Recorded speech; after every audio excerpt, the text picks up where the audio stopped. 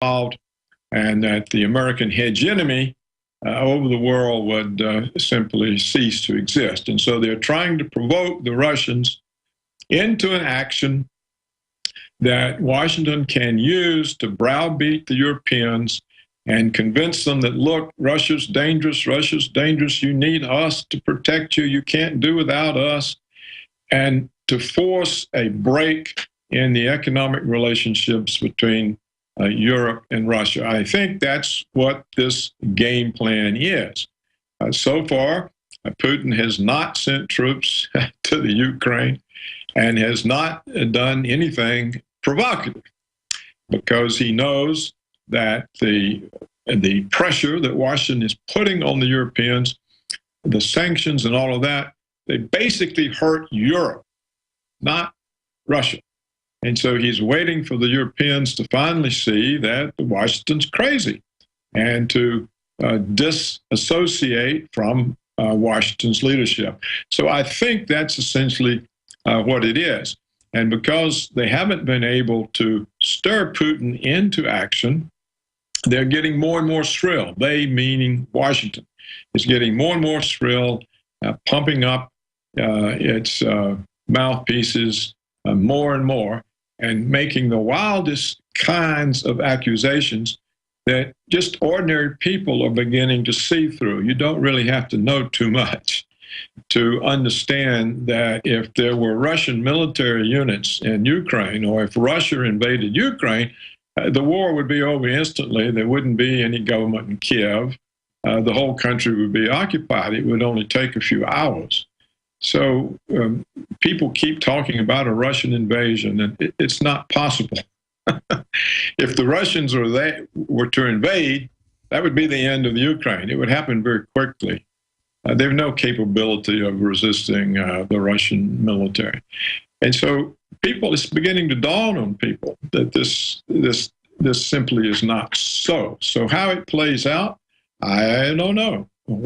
How much will Washington pay its puppets to sell out their own country? Well, I agree. I think it's more than paying them off. It's been confirmed, as you've talked about for a long time, but William Binney has exposed it at the NSA. They are blackmailing and targeting basically everybody with these Snoop systems, and they can turn hackers loose on people to plant stuff on your computer, you name it. Anybody that doesn't go along with this gets demonized in the media, gets set up, gets arrested, gets demonized, gets persecuted. Look at all the IRS stuff. It is just a gangsterism. Yeah. It's a fascist police state. That's what our country has become, Alex. I want to be specific from our sources and also the Russian news, but also the Ukrainian news. There are some Russian troops at bases that have been there for hundreds of years, both naval and army, and they have been protecting some of their border checkpoints and have been having soldiers bring in convoys of food who have then been arrested. But then to say that that's an offensive Russian force going out and trying to, take Ukraine, and he's invaded every 2 or 3 days, the president of Ukraine says that.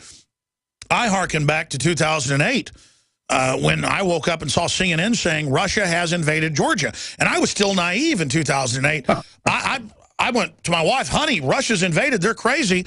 And then later, hours later, it came out, no, actually, Georgia attacked the Russian bases on the border in South Ossetia and Abkhazia, and the Russians came and kicked them out. But our media is so 1984. I mean, I've studied North Korean propaganda. It's about the only propaganda that's sillier and just more over the top than ours. Yeah.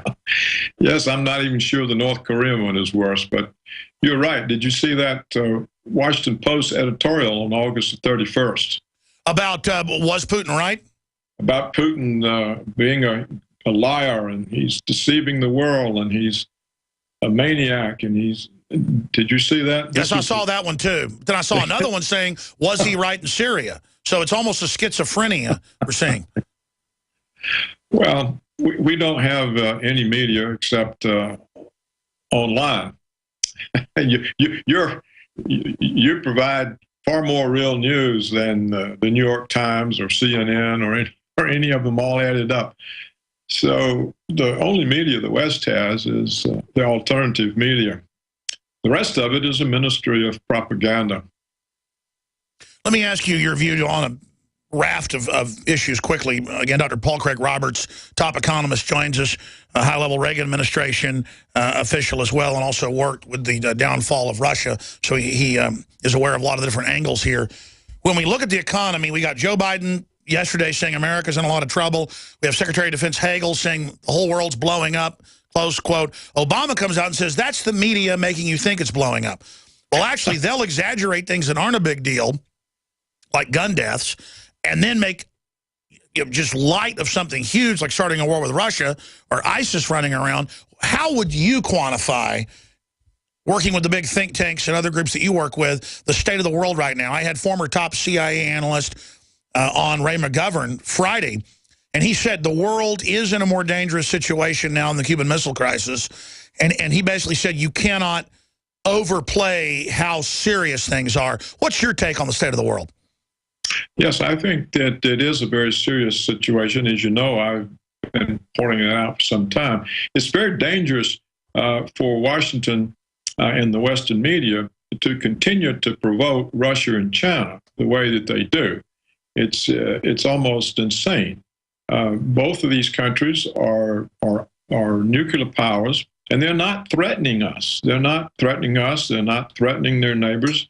But when you tell China that the South China Sea is an area of American national interest, and you start building new naval and air bases from the Philippines to Vietnam to contain China, and you show Russia that you see them as an enemy that has to be defeated, and you're putting anti-ballistic missile bases on their borders, and you're causing them trouble in their backyard, you really are. And you have a nuclear doctrine of preemptive first strike, then you tell those countries, my God, these people are crazy.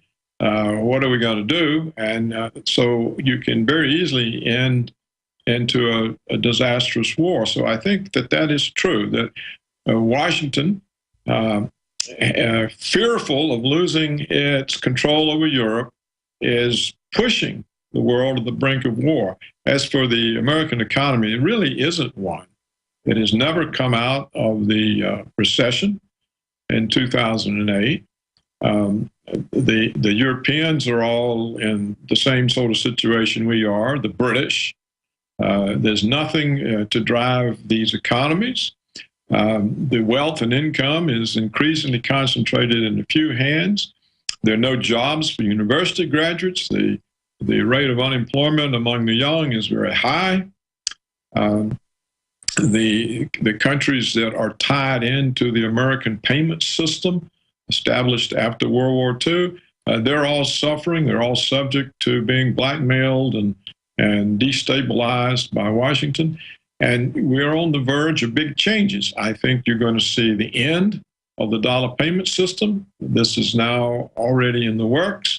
This is going to further erode and seriously impede American influence and Washington's power and American living standards, which are already under pressure, and they're going to take a big jolt down. There's going to be more political instability. We now have essentially an armed police state, Homeland Security, all these tanks and weapons and blah, blah, and the police are militarized.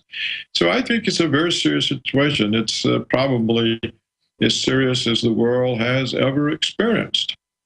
And it's a paradox because the political class, Rand Corporation and others, in documents I've read from the 80s, 90s, they foresaw all this, but then said it should be capitalized on, and how the political elite could get even more power out of their national stabilization force and out of establishing all this. But then if you really study it, it's delusional. They think they're in control, but they're not, and only fools, history has shown, would destroy a wealthy, powerful system and soft power that you've talked about to replace it with, it reminds me of like the Argentinians in 1982 with a military dictator.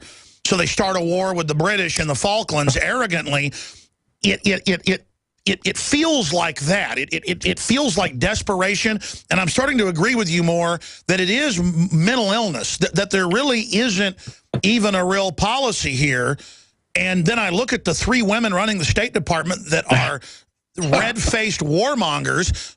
I mean, it really scares me. Yeah, you should be scared. There is a conspiracy. It's the neoconservative one. In fact, the neoconservative conspiracy is far more dangerous than the Rothschild conspiracy or any of the others. And these people have this ideology of American supremacy. They're just essentially like Nazis. We are exceptional. We are indispensable. Well, for those that don't know, Ray McGovern said the same thing when he was on Friday. And people say, well, boy, this is Obama neo-libs. How is it neoconservatives? Explain to people who's really running this administration's foreign policy. Well, the three women you Yes. mentioned in the State Department, they're all neoconservatives. They're well known. So is Samantha Powers. In fact, the whole government is. It has been since Clinton's second term. So they run the government, they run the State Department, they run the Defense Department, they run the National Security Council, they run the security agencies. It doesn't mean that everybody in the CIA agrees with them. They don't. No, they hate them. They're in the positions of control, spokesperson, and policy implementation. And they're driving this to war. I mean, that's where we got the Middle Eastern wars. It came from these people. And that's where I wanted to go next. How do they have the border wide open and then meanwhile say an attack's imminent in El Paso at Fort Bliss with ISIS, which might actually happen, because I've got good sources down there saying it's crawling with them down there. And how does Obama and the neocons think they're going to get away with allowing an attack here when clearly they've opened the door?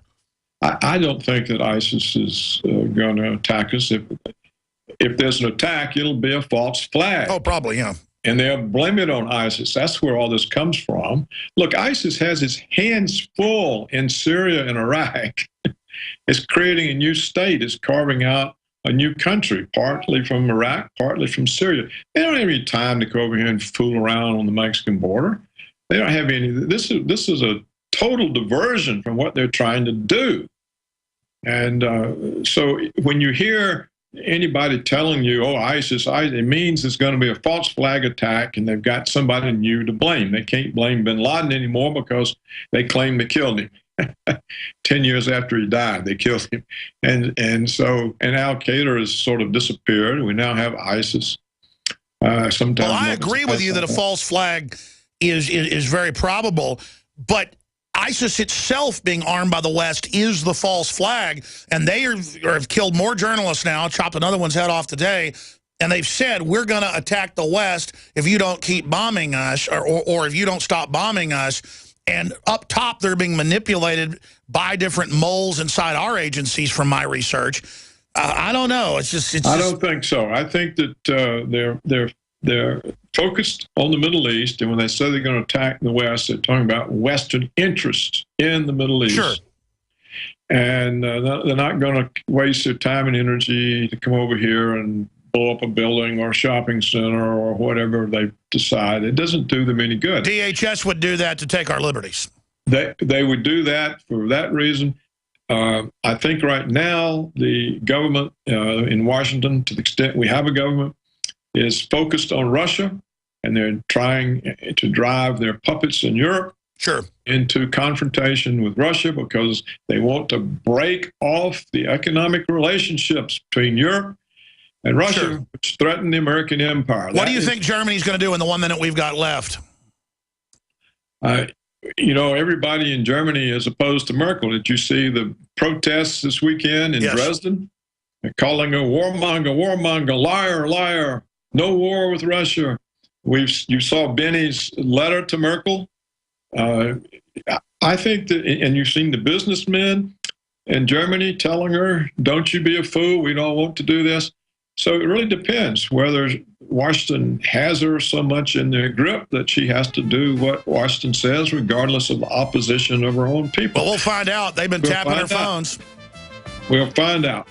All right. Thank you for the time. We'll check in with you again. PaulCraigRoberts.org is the website. Find his books and essays there. Thank you, Dr. Paul Craig Roberts. We'll be right back. Thank you, sir. We'll be right back with your phone calls straight ahead. Blake, Curtis, John, Danny, John, and others. I'm going right to your phone calls on the other side of this break. Stay with us. We're on the march. The Empire.